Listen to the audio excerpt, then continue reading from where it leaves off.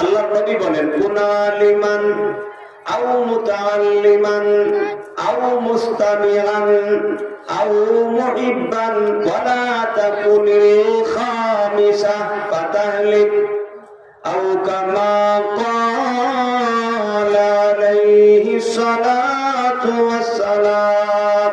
আল্লাহু আকবার বলেন।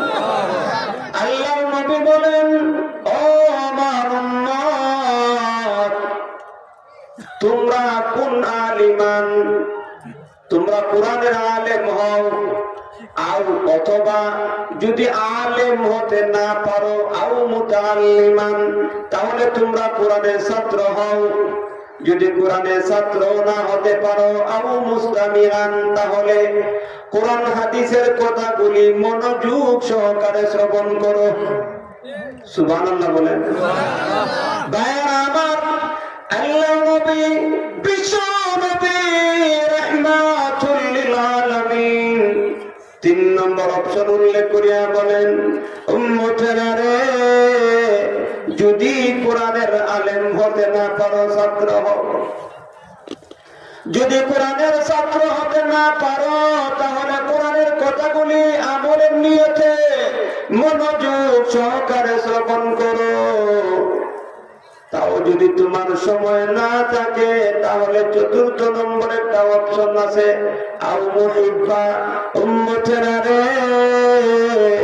4th নম্বর একটা দলের সন্ধান দিলাম। সেই দলটা হইল আলেম হতে পারো নাই, ছাত্র হতে পারো নাই, কোরআনের কথা আমলের নিয়তে মনোযোগ সহকারে শ্রবণ করার সময় তোমার নাই, তাহলে তুমি মনে প্রাণে আলেমদেরকে ভালোবাসো। জুড়ে বলে আল্লাহর নবী বিশ্ব নবী রাহমাতুল লিল আলামিন বলেন, ও আমার উম্মত, যদি 3টা অপশন তোমার সামনে বলে দেওয়া হইল, আলেম হতে পারো নাই, ছাত্র হতে পারো নাই, কোরআনের কথা শোনার সময় নাই, তাহলে 4th নম্বর একটা দলের সন্ধান দেওয়া হইল। ওই দলটা হইল তুমি কোরআনের আলেম, কোরআনের ছাত্র, অথবা কোরআন শিক্ষা প্রতিষ্ঠান মাদ্রাসাকে মনে প্রাণে ভালোবাসো।